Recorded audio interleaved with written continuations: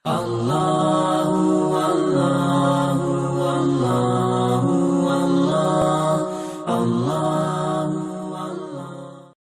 لله وكفى وسلام على عباده الذين اصطفى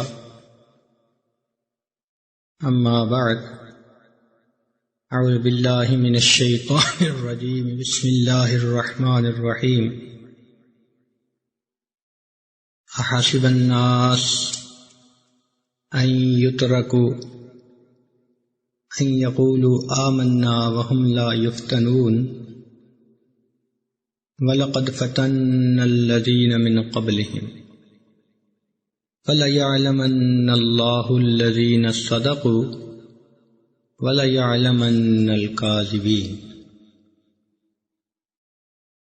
سبحان ربك رب العزة عما يصفون وسلام على المرسلين والحمد لله رب العالمين اللهم صل على سيدنا محمد وعلى آل سيدنا محمد وبارك وسلم اللهم صل على سيدنا محمد وعلى آل سيدنا محمد وبارك وسلم اللهم صل على سيدنا محمد وعلى آل سيدنا محمد وبارك وسلم انسانی زندگی ہوا میں رکھے ہوئے چراغ کی مانند ہے۔ جیسے ہوا میں رکھا ہوا چراغ ایک پل کا محتاج ہوتا ہے، انسانی زندگی بھی ایک پل کی محتاج ہوتی ہے۔ یہ دنیا فنا کے داغ سے داغدار ہے۔ چنانچہ جبریل علیہ السلام تشریف لائے نبی علیہ السلام کی خدمت میں اور عرض کیا، اے اللہ کے پیارے محبوب صلی اللہ علیہ وسلم، عش ما شئت فإنک میت، جتنا چاہیں آپ زندگی گزاریں، ایک دن دنیا سے جانا ہے۔ وأحبب من شئت فإنک مفارق، جس سے چاہیں محبت کریں، ایک دن جدا ہونا ہے۔ اس لیے نبی السلام نے دنیا کے بارے میں فرمایا کہ کن فی الدنیا کأنک غریب او عابر سبیل، تم دنیا میں زندگی گزارو جیسے کوئی پردیسی ہوتا ہے یا راستہ چلنے والا مسافر ہوتا ہے۔ ہمارا وطن اصلی جنت ہے، یہ ہمارا وطن اقامت ہے۔ کچھ مدت کے لیے ہم یہاں آئے ہیں، پھر واپس اپنے وطن لوٹنا ہے۔ اب یہ جو تھوڑی سی زندگی ہے، یہ ہماری امتحان ہے۔ اس لیے فرمایا الدنیا دار المحن، دنیا امتحان گاہ ہے۔ یہ دنیا سیرگاہ نہیں، تماشا گاہ نہیں، قیام گاہ نہیں، آرام گاہ نہیں، یہ امتحان گاہ ہے۔ افسوس کہ ہم نے اس کو چراگاہ بنا لیا۔ جیسے جانور چرتے پھرتے ہیں، ہم بھی چرتے پھرتے ہیں۔ اللہ تعالیٰ فرماتے ہیں لقد خلقنا الانسان فی کبد، تحقیق ہم نے انسان کو مشقت کے لیے پیدا کیا کہ اس دنیا میں رہ کر یہ محنت کرے۔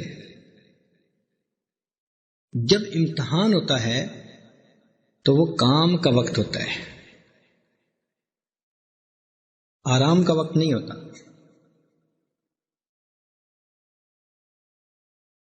آپ نے کبھی دیکھا کہ 3 گھنٹے کا جو پرچہ ہوتا ہے، اس 3 گھنٹے میں کوئی والی بال کا میچ کھیلے؟ کہیں گے نہیں بھائی، یہ تو کام کا وقت ہے۔ یا 3 گھنٹے میں کوئی آدمی لیٹ کے سو جائے آرام مزے سے، کہیں گے یہ کام کا وقت ہے۔ جب امتحان سے فارغ ہوں گے پھر آرام کا وقت ہوگا، اور جب نتیجہ آئے گا تو وہ انعام کا وقت ہوگا۔ تو یہ دنیا کام کی جگہ، قبر آرام کی جگہ اور جنت انعام کی جگہ ہے۔ تو انعام تو انہیں کو ملتا ہے نا جو امتحان میں اچھے نمبر لیتے ہیں۔ فرق اتنا ہے کہ دنیا کا امتحان اگر تو زبانی ہو تو 3 منٹ کا بھی ہو سکتا ہے کہ استاد نے 2 سوال پوچھے اور کہا جاؤ، اور قلمی امتحان 3 گھنٹے کا، اور یہ زندگی کا امتحان یہ 150 سال کی زندگی۔ تو ہماری 150 سال کی زندگی ہے، یہ پورا کا پورا ہمارا امتحان ہے۔ ہمیں خوشی ملتی ہے تو یہ بھی امتحان کہ یہ میرا شکر ادا کرتا ہے یا نہیں۔ ہمیں غم ملتا ہے تو یہ بھی امتحان کہ یہ صبر کرتا ہے یا نہیں۔ شکر کرنے والا بھی جنت میں جائے گا، صبر کرنے والا بھی جنت میں جائے گا۔ ہر دن ہر وقت ہم آزمائش میں ہیں، اور جیسے رپورٹر ہوتے ہیں نا، حاکم اعلیٰ کے رپورٹر ہمارے ساتھ ہیں، وہ رپورٹ لکھ رہے ہیں یہ کر کیا رہا ہے۔ ہماری زندگی کی شیٹ رول تیار ہو رہی ہے، تو یہ امتحان ہے۔ اب انسان کا نفس وہ چاہتا ہے کہ میری خواہشات پوری ہوں، اس کی فطرت یہی ہے کہ چاہتا ہے کہ میری خواہشات پوری۔ اس لیے آپ دیکھیں گے کہ ہر بندہ دنیا میں اپنی جنت بنانے میں لگا ہوا ہے، ہر بندہ۔ میرا گھر ایسا ہو، میری سواری ایسی ہو، بیوی میری ایسی ہو، بچے میرے ایسے ہوں، عزت میری ایسی ہو، کام کاروبار میرا ایسا۔ وہ اپنی من پسند کی جگہ، یا دوسرے لفظوں میں اسے جنت کہہ دو، وہ جنت بنانے میں لگا، دن رات لگے ہوئے ہیں اپنی جنت بنانے میں۔ جبکہ اللہ رب العزت نے انسانوں کے لیے جنت تو آخرت میں بنائی۔ فرمایا میرے بندو، دنیا میں تم میری مرضی پہ عمل کر لو، آخرت میں تمہاری مرضی چلے گی۔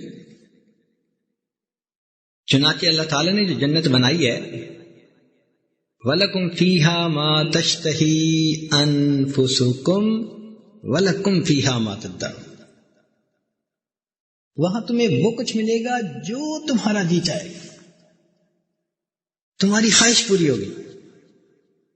واہ میرے مولا، هَلْ جَزَاءُ الْإِحْسَانِ إِلَّا الْإِحْسَانُ۔ دنیا میں ہم نے اللہ کی چاہت پوری کر دی، اللہ نے جنت میں اپنے بندوں کی چاہت کو پورا کر دیا۔ جنت کے گھر کا ڈیزائن بدلے گا، جنت میں اس کی مرضی چلے گی۔ سبحان اللہ، کیا زندگی ہوگی، من پسند کا حسن ملے گا، کھانا ہوگا، پینا ہوگا، عیش ہوگا، آرام ہوگا، نہ وہاں تھکاوٹ ہوگی، نہ کوئی غم ہوگا۔ لا خوف علیکم اليوم ولا انتم تحزنون، نہ کوئی حزن ہوگا، ایک شاہی مل جائے گی۔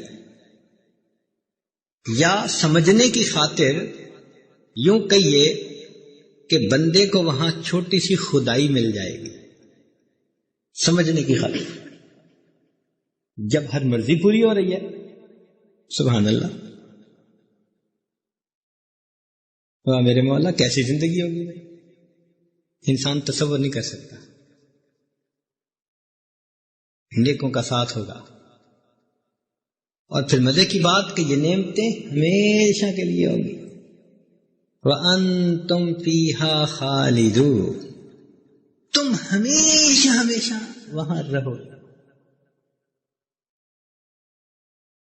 کیا الاٹمنٹ ہوگی کہ یہ سب نعمتیں اللہ تعالیٰ نے دے کے فرما دیا کہ اب تمہیں یہاں سے کوئی نکالے گا نہیں، تم ہمیشہ ہمیشہ یہاں۔ واہ میرے مولا، جو سب سے چھوٹی جنت ہوگی جس بندے کو ملی، وہ اس دنیا سے بھی 10 گنا بڑی ہوگی۔ اور جو بندہ جائے گا آخری بندہ، اس کی بھی تفصیل حدیث پاک میں ہے کہ اللہ تعالیٰ اس کو کہیں گے کہ تیرے عمل اتنے تو نہیں کہ تو جنت میں جائے، چلو تجھے جہنم کے کنارے کھڑے کر دیتے ہیں۔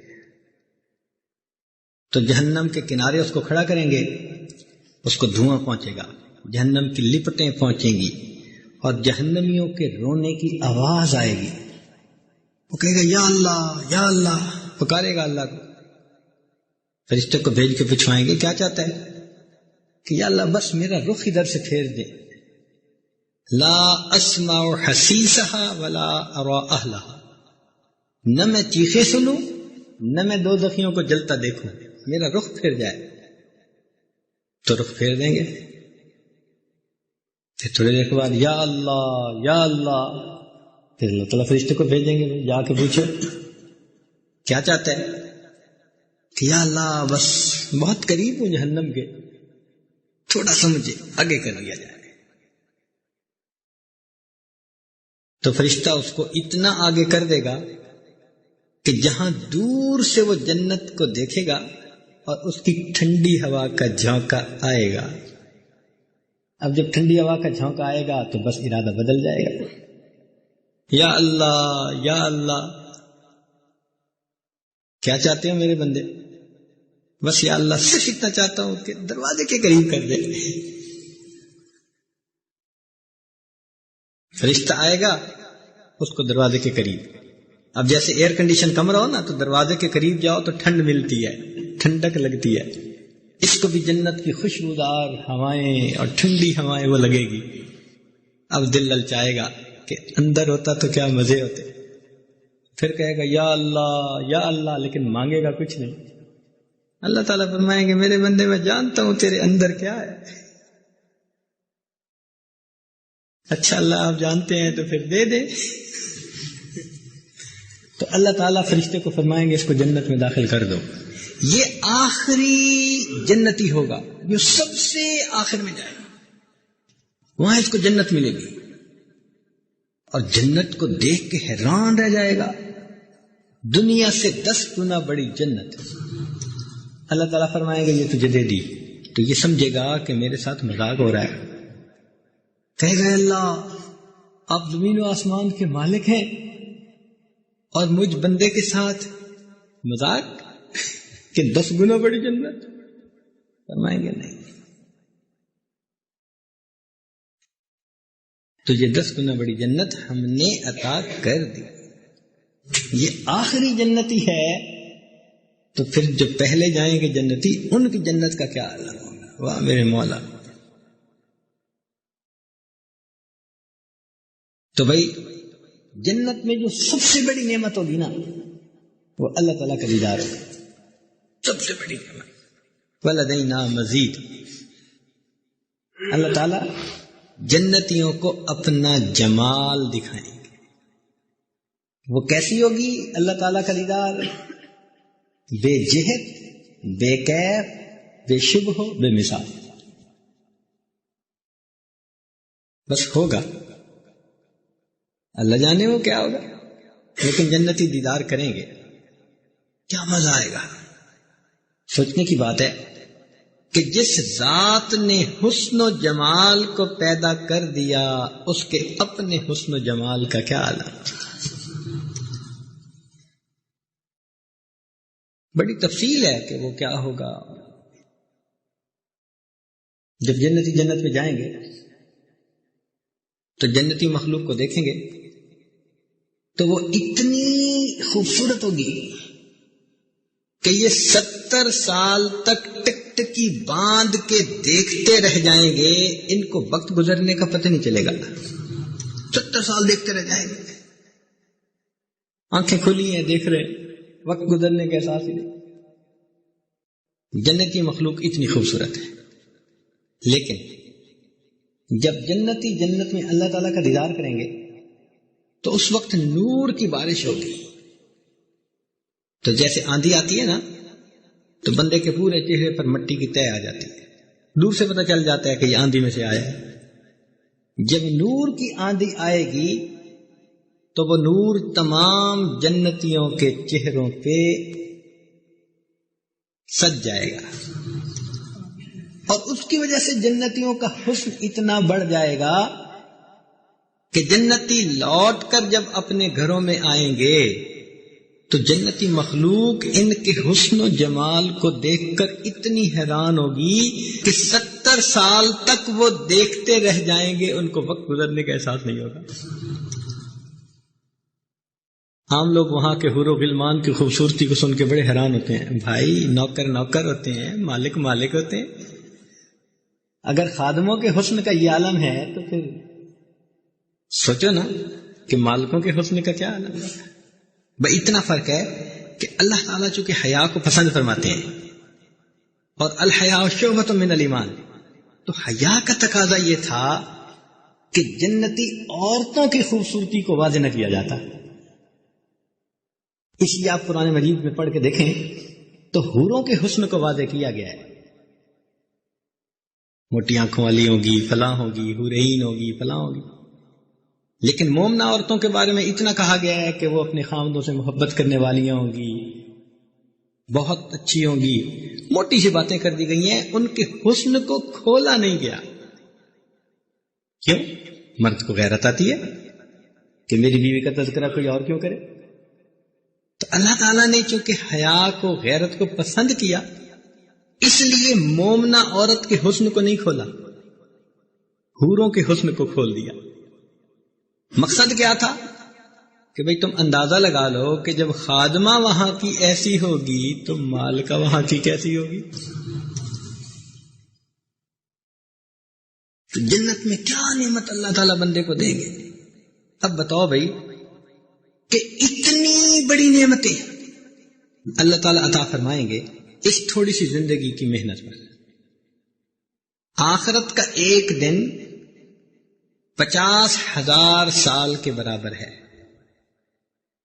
50,000 سنہ، اور اگر یہاں کا 100 سال کسی کی عمر ہو تو آخرت کے حساب سے وہ 2.5 منٹ بنتی ہے۔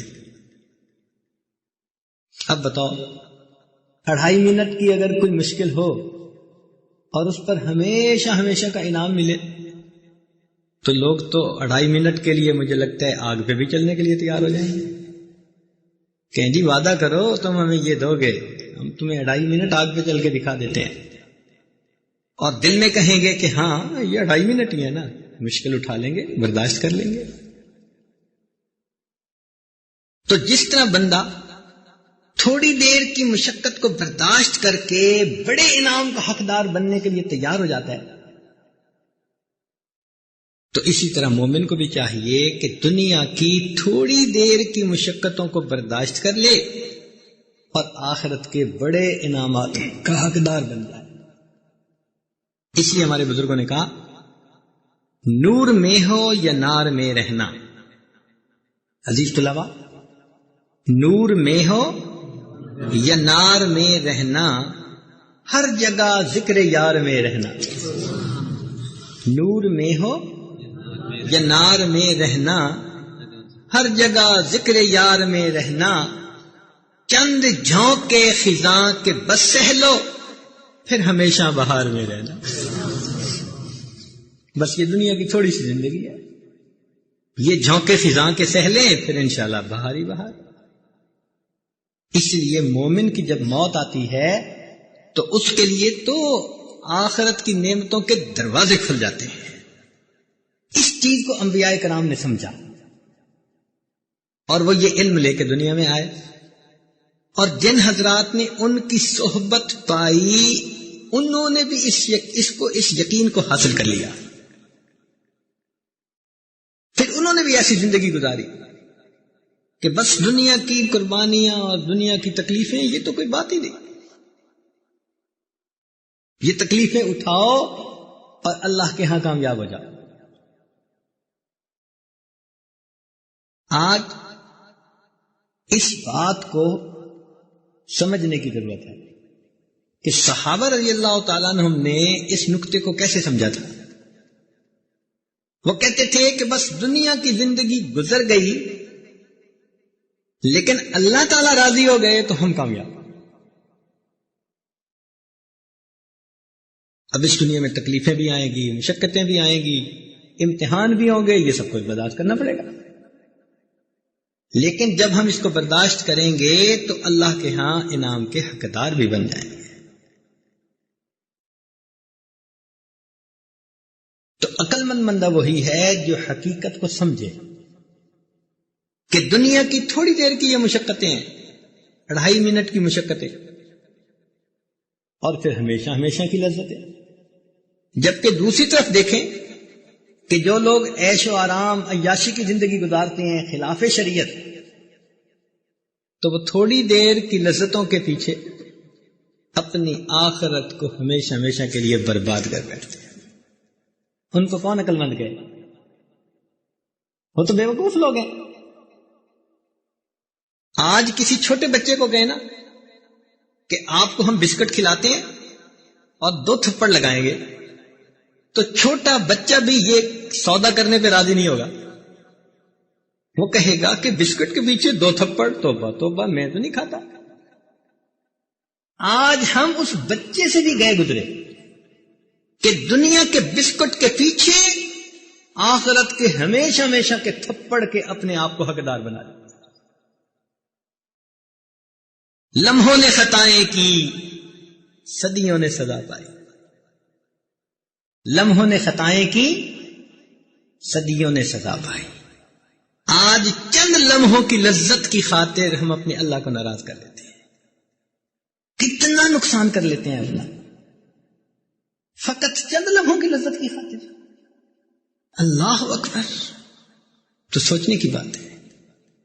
اس لیے اس دنیا میں اپنے نفس کو قابو کیجیے، اپنی خواہشات کو لگام دیجیے، اپنے آپ کو شریعت کی لگام پہنا دیجیے، اور پھر دیکھیے کہ اللہ رب العزت کے لیے جب ہم زندگی گزاریں گے تو بس مرتے ہی ہماری نئی زندگی کا آغاز ہو جائے. موت کو سمجھے ہے ناداں اختتام زندگی، موت کو سمجھے ہے ناداں اختتام زندگی، ہے یہ شام زندگی صبح دوام زندگی. یہ نئی زندگی کے صبح ہے.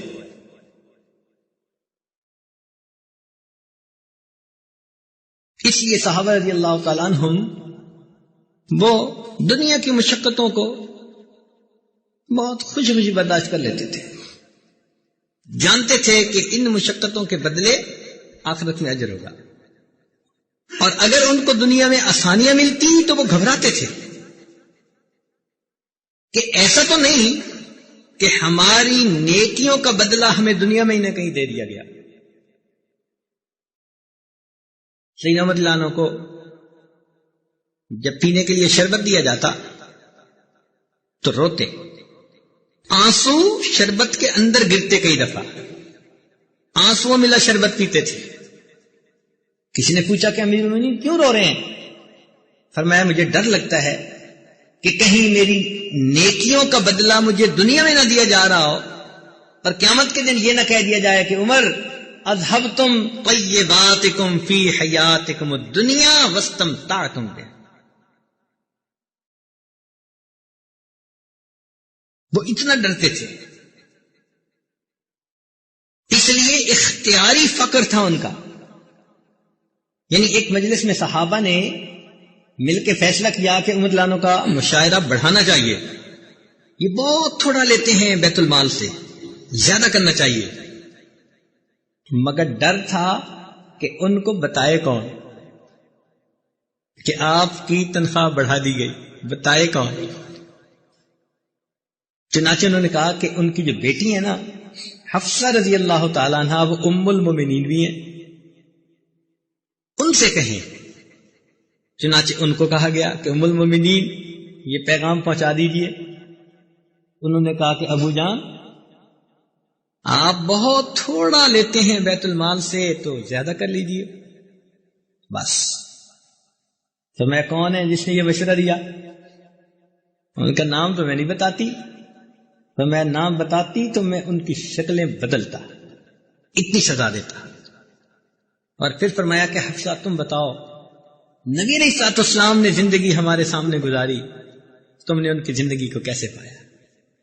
ان کا ایک چٹائی ہوتی تھی اور سر کے نیچے کھجور کی چھال کا ایک تکیہ ہوتا تھا، ایک کمبل ہوتا تھا، گرمیوں میں دورا بچھا لیتے تھے اور سردیوں میں نیچے اوپر بچھا لیتے تھے۔ کپڑے کیسے ہوتے تھے کہ پھٹے کپڑے ہوتے تھے، ایک گیرو رنگ کا کپڑا تھا، کرتا تھا، یعنی کپڑے تھے، جب کوئی وفد آتا تو نبی علیہ السلام اس دن وہ کپڑے استعمال فرماتے تھے۔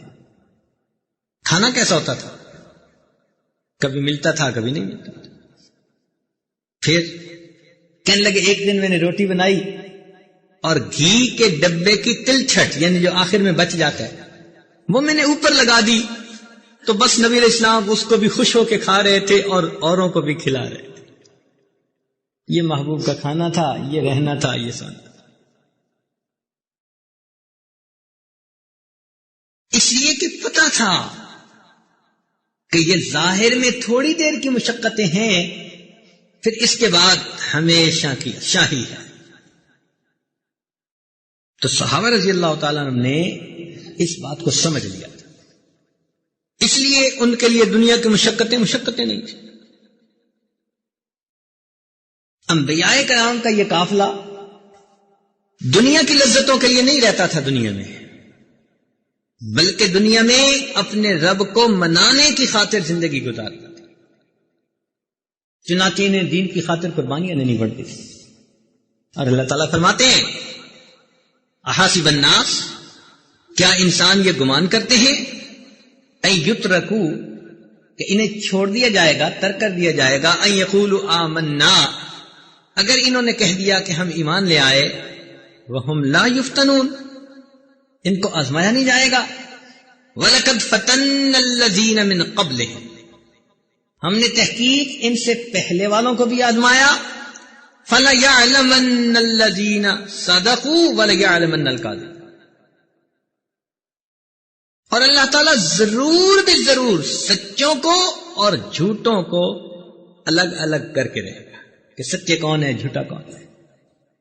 ہم آزمائے جا رہے ہیں، روز آزمائے جا رہے ہیں۔ ہم نے گناہ کیا، ثابت کر لیا اللہ ہم جھوٹے ہیں اپنی بات میں۔ ہم نے نیکی کی، ہم نے ثابت کر دیا اللہ ہم اپنی بات میں سچے ہیں۔ اب سچے جھوٹے کا پتہ چل رہا ہے، روز پتہ چل رہا ہے، آخر پہ نتیجہ نکال دیں گے۔ واقعی اس کی نیکیاں زیادہ، یہ سچا تھا، اس کے گناہ زیادہ، یہ جھوٹا تھا۔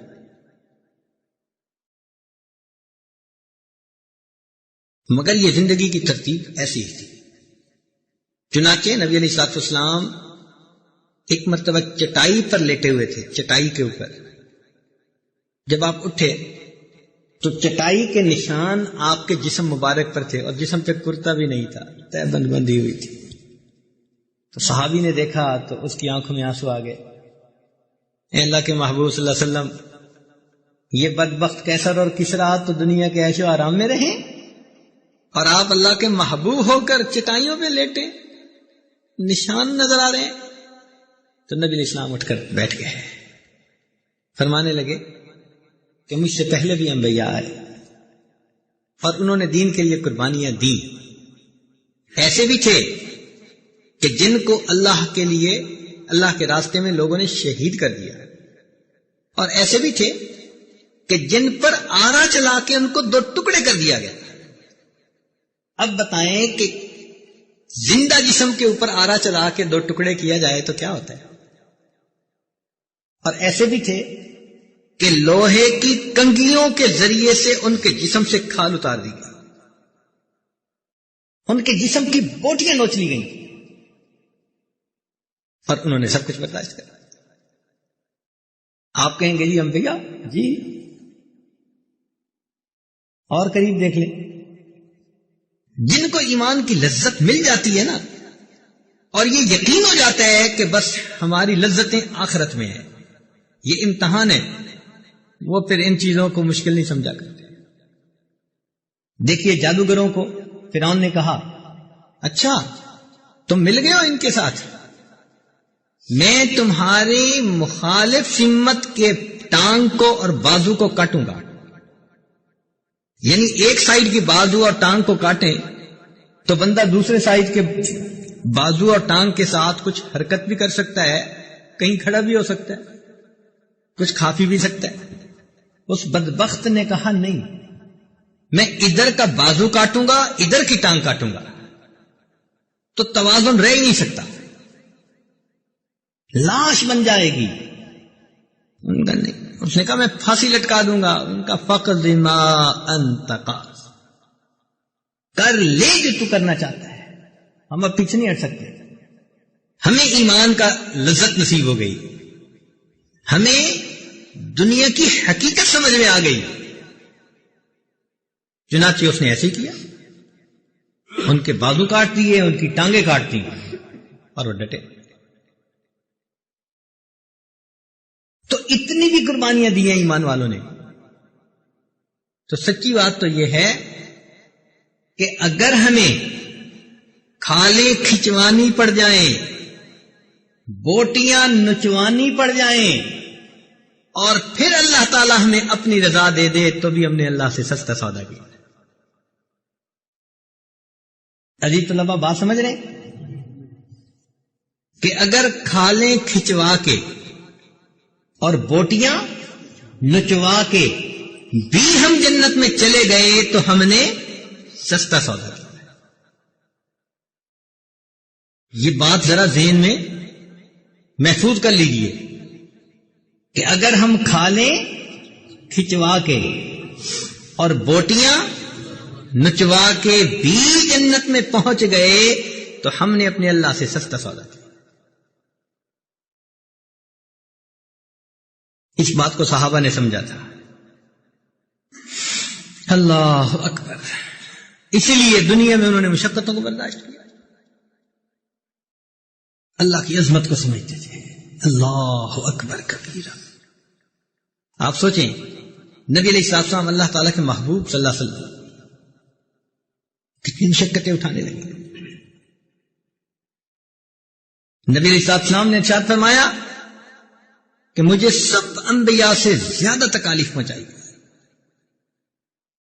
ایک مرتبہ نبی علیہ السلام سے پوچھا ای الناس اشد بلا، انسانوں میں سب سے زیادہ مصیبتیں کن پر آئیں؟ فرمایا الانبیاء، انبیاء پر آئیں، ثم الامثل فالامثل، پھر جن کی زندگی ان کے مشابہ ہوئی ان کو آئیں، جو ان کے مشابہ ہوئی ان کو آئیں۔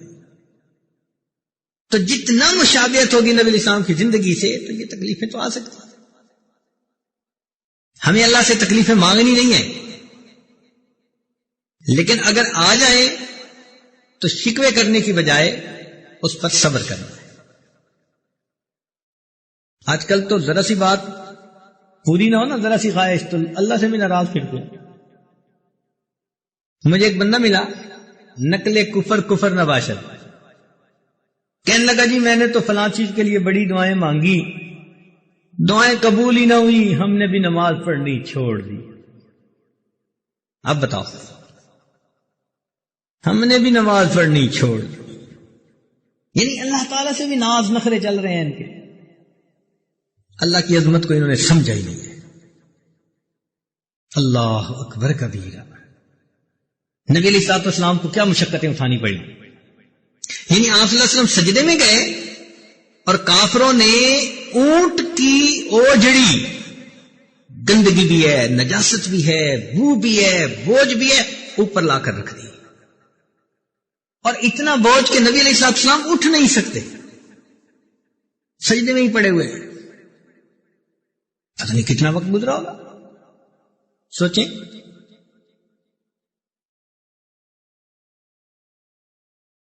ایسی بھی تکلیفیں پہنچائی۔ اللہ اکبر۔ 7 ہجری میں مسلمانوں کا بائیکاٹ کر دیا، نبی علیہ السلام شیب ابی طالب کے اندر چلے گئے۔ ایک گھاٹی تھی، وہاں سے مسلمان باہر نکلتے کوئی چیز لینے کے لیے، ان کی پٹائی ہوتی۔ 2 سال رہے، کھانا نہیں ملتا تھا، پانی نہیں ملتا تھا، بچے روتے تھے، سب مشقتیں اٹھائی۔ کوئی 2 سال تھوڑے تو نہیں ہوتے۔ نبی علیہ السلام نے سوچا کہ یہاں کے لوگوں نے تو میری بات کو قبول نہ کیا. یہ ددیال کے لوگ تھے، والد کی سائڈ کے لوگ تھے، چچا اور دوسرے لوگ. چلو میں ننہال کی سائڈ پر جا کر ذرا پیغام دیتا ہوں. چنانچہ آپ طائف تشریف لے گئے. یہ جو طائف کا علاقہ ہے نا، یہ بنو سعد کے رشتہ دار تھے. نبی علیہ السلام کے ماموں کا علاقہ کہا جاتا ہے. نبی علیہ السلام کے ماموں کا علاقہ. تو خیال تھا کہ شاید وہ اماں کے رشتے کی لاج رکھیں گے. وہاں جا کر ان کو پیغام دیا. انہوں نے بدسلوکی کی انتہا کر دی. اب بتائیں کہ سارا دن کی بھوک ہے، پیاس ہے، تھکن ہے. انہوں نے کہہ دیا کہ آپ اس شہر میں ٹھہر ہی نہیں سکتے، بستی سے نکل جائیں. اور لڑکوں کو پیچھے لگا دیا. لڑکے پتھر مار رہے ہیں، مذاق اڑا رہے ہیں. کتنی انسان کے اوپر کیفیت عجیب ہوتی ہے. حتیٰ کہ نالین مبارک میں بھی خون میں آ گیا. اور اس حال میں اللہ کے نبی طائف کی بستی سے باہر نکلے کہ نہ ددیال والوں نے اپنا ساتھ دیا، نہ ننہال والوں نے ساتھ دیا. تو دل کیا کہہ رہا ہوگا کہ میرا کوئی نہیں، اللہ تیرے سے. نبی علیہ السلام تھکے ہوئے ہیں. کھجوروں کا ایک باغ ہے عتبہ شیبہ کا. تو نبی علیہ السلام اس باغ کے باہر اکیلے تنہا اکیلے بیٹھ گیا. طبیعت اداس ہے، غم زدہ ہے. اور اس موقع پہ نبی علیہ السلام نے پھر ایک دعا مانگی ہے. وہ دعا تو سونے کی سیاہی سے لکھنے کے قابل ہے. اس دعا کو پڑھ کے پتہ چلتا ہے کہ واقعی لسان نبوت ہی سے یہ دعا نکل سکتی ہے. کسی اور کی پرواز ایسی نہیں ہو سکتی. یہ ایک نبی علیہ السلام ہی کی شان ہے کہ ان کی زبان سے ایسی دعا نکلے. کتنی عاجزی کے ساتھ. کوئی اور ہوتا تو احسان جتلاتا، اللہ میں نے یہ بھی کیا اور یہ بھی کیا اور تو نے مجھے کھانا بھی نہ دیا اور پینا بھی نہ دیا اور یہ میرا حال ہو گیا. نہیں، وہ اللہ رب العزت کی عظمت کو جانتے تھے. لہذا وہاں بیٹھ کر انہوں نے اللہ تعالی سے دعا کی. دعا کے الفاظ ذرا پڑھا کریں اور لطف لیا کریں. کتنی عاجزی بندے کی نظر آتی ہے اور کتنی اللہ کی عظمت سمجھ میں آتی ہے. نبی اسلام نے فرمایا اللہم انی اشکو الیک ضعف قوتی وقلت حیلتی وحوانی علی الناس. اے اللہ، میں آپ ہی کے سامنے شکوہ کرتا ہوں اپنی کمزوری کا، اپنی بے کسی کا اور لوگوں میں اپنی بے بسی کا. اپنی کمزوری کا، اپنی بے کسی کا اور لوگوں میں اپنی بے بسی کا. کیا چن چن کے لفظ استعمال کیا. الفاظ کا انتخاب بتا رہا ہے، الفاظ کا چناؤ بتا رہا ہے کہ واقعی یہ افصح العرب کی زبان سے نکلی ہوئی دعا ہے. ضعف قوتی وقلت حیلتی وحوانی علی الناس. پھر فرمایا یا ارحم الراحمین، اے سب رحم کرنے والوں سے زیادہ رحم کرنے والے، انت رب المستضعفین، آپ کمزوروں کے پروردگار ہیں. وانت ربی، اور میرے بھی تو آپ ہی پروردگار ہیں، اے کمزوروں کے پروردگار. کیسے اللہ کی رحمت کو کھینچا جا رہا ہے، کیسے اللہ کی عظمت بیان کی جا رہی ہے تاکہ اللہ کی رحمت کے دروازے کھلیں اور رحمت کی بارش چھم چھم برسے. پھر فرماتے ہیں الی من تکلنی، اللہ آپ مجھے کس کے حوالے کرتے ہیں. الی بعید یتجہمنی ام الی عدو ملکتہ امری. اے اللہ، آپ مجھے اجنبی کے سپرد کرتے ہیں جو میرے ساتھ ترشرو ہوتا ہے، یا مجھے دشمن کے حوالے کرتے ہیں، آپ نے اس کو میرا والی بنا دیا، میرے اوپر اختیار دے دیا. پھر آگے ایک عجیب بات کہی ان لم یکن بک علی غضب فلا ابالی، اے اللہ اگر آپ مجھ سے ناراض نہیں ہیں تو مجھے کسی بات کی پرواہ نہیں۔ دیکھا، یہ مشقتیں اٹھا رہے ہیں، یہ تکلیفیں اٹھا رہے ہیں، اور پھر یہ کہہ رہے ہیں کہ اللہ ان لم یکن بک علی غضب فلا ابالی، اگر آپ مجھ سے ناراض نہیں ہیں اللہ مجھے اس کی کوئی پرواہ نہیں، ولیکن عافیتک ہی اوسع لی، لیکن اے اللہ تیری حفاظت ہی تو میرے لیے کافی ہے۔ اعوذ بنور وجہک الذی اشرقت لہ الظلمات، اے اللہ میں تیرے چہرے کے اس نور کے طفیل جس سے کہ ظلمتیں روشن ہو گئی میں تیری پناہ مانگتا۔ کیا عجیب بات کہی ہے، اعوذ بنور وجہک الذی اشرقت لہ الظلمات، اللہ تیرے چہرے کے اس نور کے طفیل جس سے ظلمتیں روشن ہو گئیں اے اللہ میں تیری پناہ مانگتا۔ وصلح علیہ امر الدنیا والآخرہ، اور جس سے دنیا اور آخرت کے سب امور صحیح ہو گئے۔ اے اللہ میں اس بات سے تیری پناہ مانگتا ہوں کہ ان تنزل بی غضبک، کہ آپ کا غصہ میرے اوپر نازل ہو، او یحل علی سخطک، یا اللہ آپ مجھ سے ناراض ہو، میں آپ کی پناہ مانگتا ہوں۔ لقل عتبہ حتی ترضا، جب تک آپ راضی نہ ہو جائیں آپ کو راضی کرنا ضروری ہے۔ ولا حول ولا قوت الا بک، اللہ نہ کوئی طاقت ہے نہ کوئی قوت ہے تیرے سوا۔ کتنی عاجزی کی دعا مانگی ہے نبی، اس لیے کہ وہ اللہ رب العزت کی عظمتوں کو جانتے تھے، وہ سمجھتے تھے کہ دنیا کی یہ چھوٹی سی قربانیاں اور مشقتیں یہ سب آسان ہیں ان نعمتوں کے مقابلے میں جو اللہ ایمان والوں کو جنت میں عطا فرمائے گا۔ تو قیمت تو دینی پڑتی ہے ہر چیز کی، جو ہمیں دنیا میں مشقتیں اٹھانی پڑتی ہیں، مصیبتیں اٹھانی پڑتی ہیں، نفس کے خلاف مجاہدے برداشت کرنے پڑتی ہیں، یہ ہم آخرت کی قیمت چکا رہے ہوتے ہیں۔ اس لیے جب صحابہ کو یہ بات سمجھ میں آ گئی تو بس اس وقت ان کے لیے سب مشکلیں آسان۔ کیا کیا صحابہ نے قربانیاں دی۔ اگر کبھی آپ واقعات صحابہ پڑھیں نا کہ ان کے اوپر کیا مشقتیں آئیں، اللہ پہلی امتوں پہ بھی آئیں۔ اللہ تعالیٰ فرماتے ہیں مستہم البأساء والضراء وزلزلوا، ان کو تنگ دستی پریشانی نے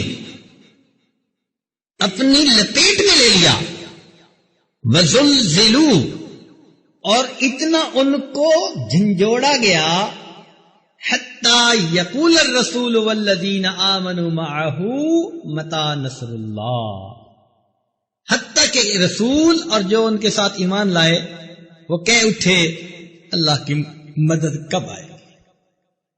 تو اتنا تو آخری پوائنٹ تک ان کو آزمایا گیا۔